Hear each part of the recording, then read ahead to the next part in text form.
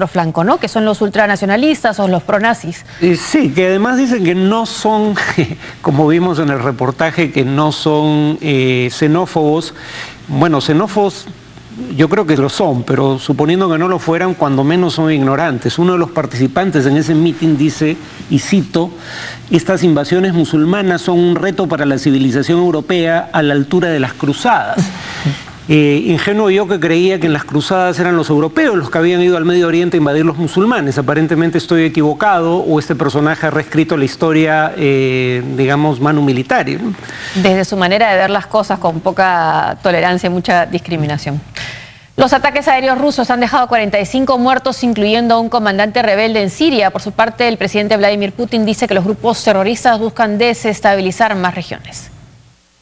Los ataques aéreos de Rusia en territorio sirio han acabado con la vida de Basil Samo, líder del Ejército Libre, quien era reconocido como uno de los comandantes más importantes entre los rebeldes.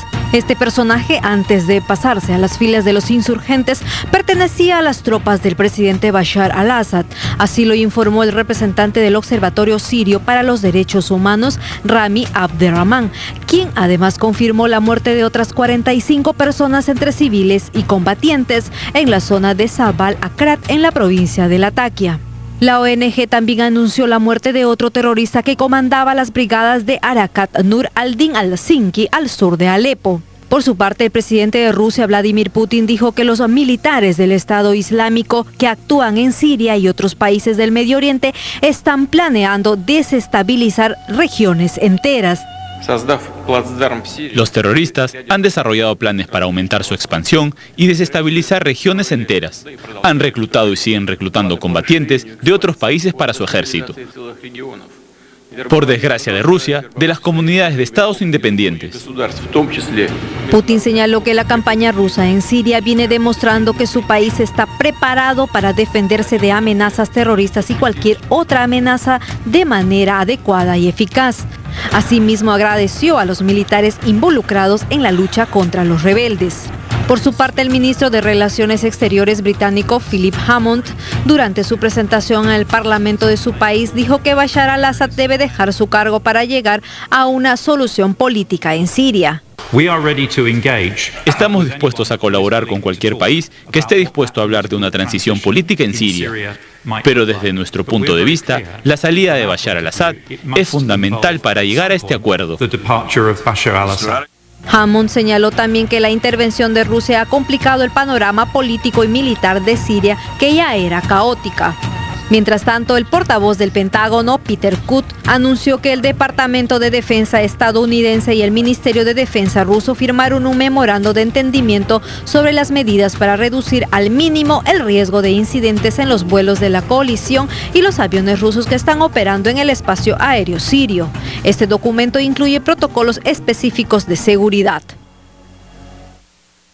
Ahora, en esta situación que estamos viendo de la guerra en Siria con la entrada de Rusia hace ya algunos días, en Estados Unidos se habla, incluso dentro del debate de los demócratas, de una posible zona de exclusión aérea. ¿Eso cambiaría en algo el escenario de la guerra? Eso es virtualmente imposible en este momento, porque ¿dónde sería esa zona de exclusión aérea? Y puede establecerse sin consentimiento de Rusia, que ya está volando en espacio aéreo sirio.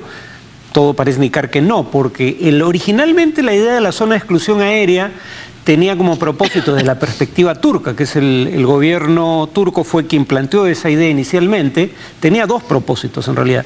Uno era que hubiera una zona segura para refugiados dentro de la, o desplazados internos dentro de la propia Siria. Pero cuando uno veía el mapa, y eso lo presentamos en un programa anterior, quedaba claro que otro propósito de la zona de exclusión aérea, donde la planteaba Turquía, era impedir que los kurdos, que la milicia kurda de Siria es aliada de la milicia kurda de Turquía, que combate al gobierno, al Estado turco y al gobierno actual, las milicias kurdas de Siria no tuvieran continuidad territorial en la frontera con Turquía. El punto es que esa es ahora zona que también sobrevuelan la Fuerza Aérea Rusa, no solo la coalición liderada por Estados Unidos, y habría que contar con el concurso de los rusos, que probablemente no estaría estarían de acuerdo. Entonces yo no veo eso ya como una posibilidad realista. O sea, tendría que ponerse de acuerdo Rusia y la coalición en quién es el enemigo. Para empezar, porque por ejemplo están de acuerdo en que el Estado Islámico es el enemigo. Están de acuerdo en que el Frente al-Nusra, que es el aliado o la rama local de Al-Qaeda, también es un enemigo, pero con atingencias. Porque el Ejército Libre Sirio, o lo que queda de él, que es un aliado de Estados Unidos en Siria y que es efectivamente una fuerza moderada, ha establecido un matrimonio por conveniencia con el Frente al-Nusra porque lamentablemente es la más formidable fuerza de combate entre los rebeldes que no pertenecen al Estado Islámico.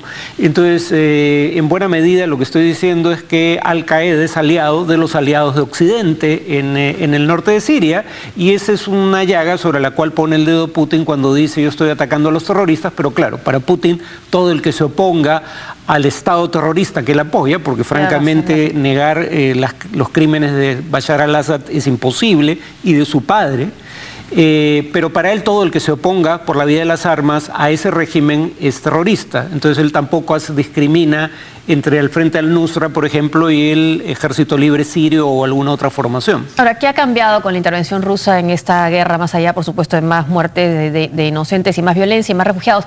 ¿Qué ha cambiado en la guerra siria con la participación de Rusia? Bueno, por lo pronto, lo que tú has mencionado, que no es poca cosa y no es bueno. Lo que sí se puede decir es que ha cambiado la tendencia del conflicto.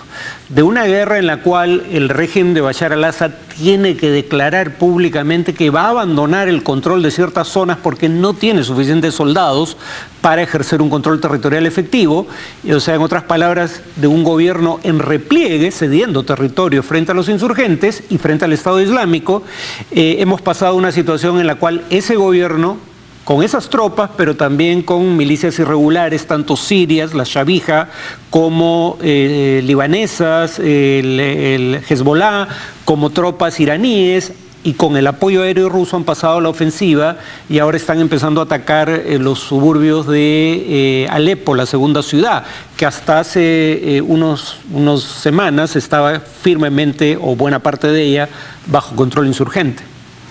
Un palestino atropelló con su auto a un grupo de personas en Hebrón, en tanto otro palestino fue abatido tras apuñalar a un soldado israelí durante una manifestación árabe. El secretario general de Naciones Unidas, Ban Ki-moon, inició una visita de 2 días a Israel y territorios palestinos en momentos de gran tensión en la región por la peligrosa escalada de violencia entre israelíes y palestinos.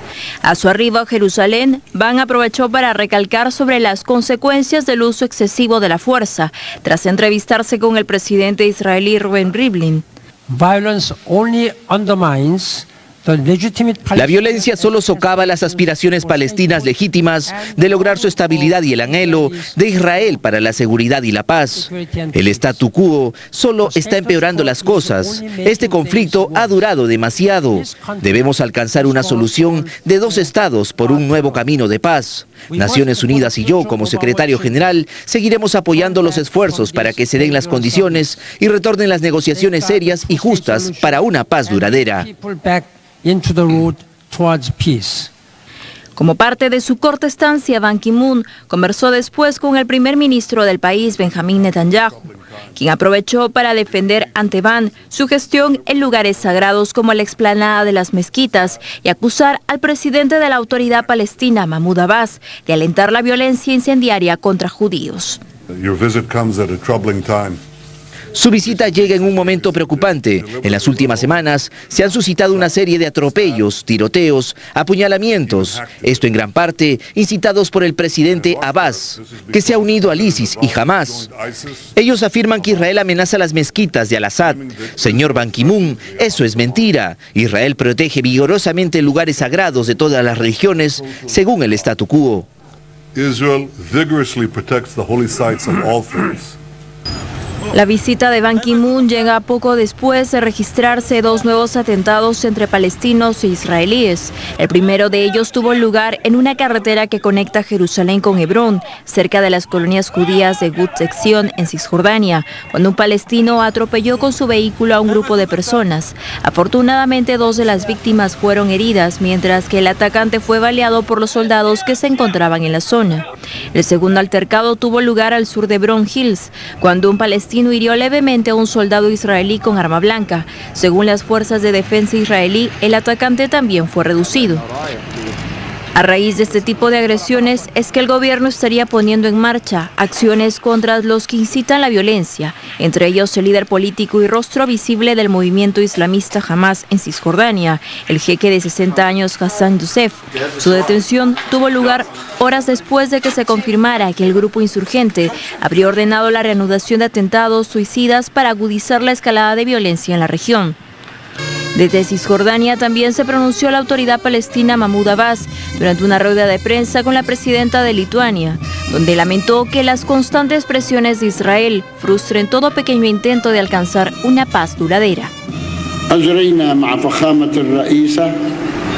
Nuestra juventud desesperada está siendo presionada por Israel, un gobierno que no da esperanzas de una paz justa que permita a nuestro pueblo ser independiente como el Estado de Israel.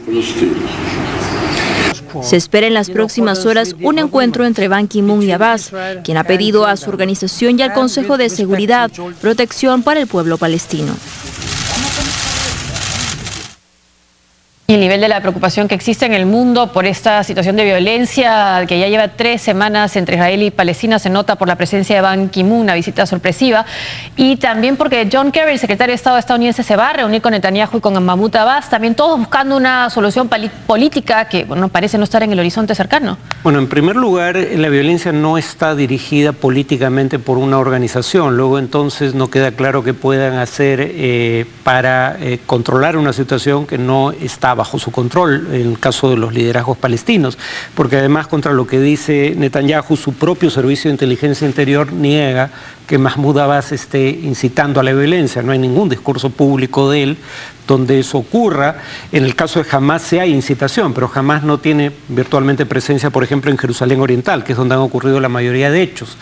Uno de los casos es interesante porque este personaje que atropella a un israelí que es palestino, el conductor, se fuga, pero luego se entrega y alega que se fugó porque en todos los casos anteriores el atacante palestino era baleado inmediatamente después. Entonces su temor era ser baleado, por ende se fuga, pero luego se entrega a las autoridades diciendo que había sido un hecho accidental, que él no tuvo intención de atropellarlo. El tema, sin embargo, es que, claro, esto no es solo razonable, teniendo en cuenta que en el caso de los palestinos no hay presunción de inocencia, todos mueren en el acto, sino que curiosamente cuando el atacante es israelí no muere.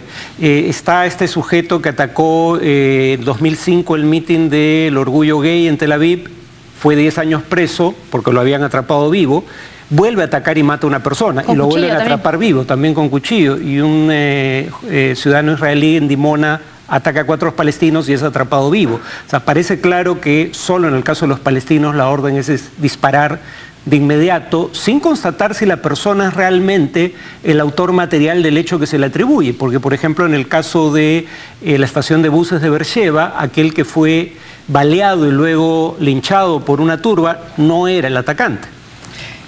Claro, se ha acusado a Israel, se le critica por una desproporción en la respuesta, ¿no?, frente a los ataques, pero a lo que me refería con solución política es que si bien no son incitados políticamente estos ataques, bueno, la solución no pasa pues por tener más policías o por construir murallas o muros, ¿no? Tiene que haber una solución de acuerdo con los dos países, las dos naciones. La solución pasa por aplicar las resoluciones de Naciones Unidas y poner fin a la ocupación israelí. Una prueba al canto de que la ocupación no es algo que se le impute a Israel gratuitamente, sino que es un hecho real, es que, por ejemplo, siendo que Israel declara Jerusalén su capital eterna e indivisible, no hay un solo país en el mundo que reconozca esa declaración y que tenga su embajada en Jerusalén.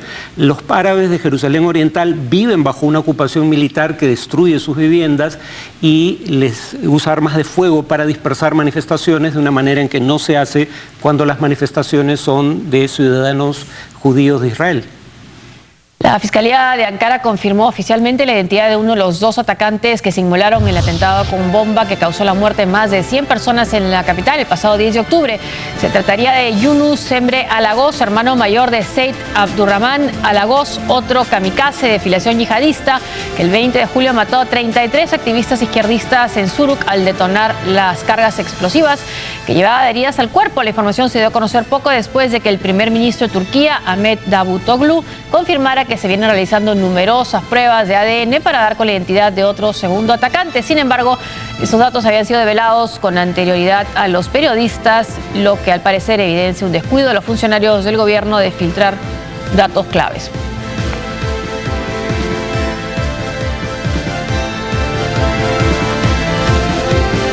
Una pausa y al volver. Vuelve la trudomanía a Canadá.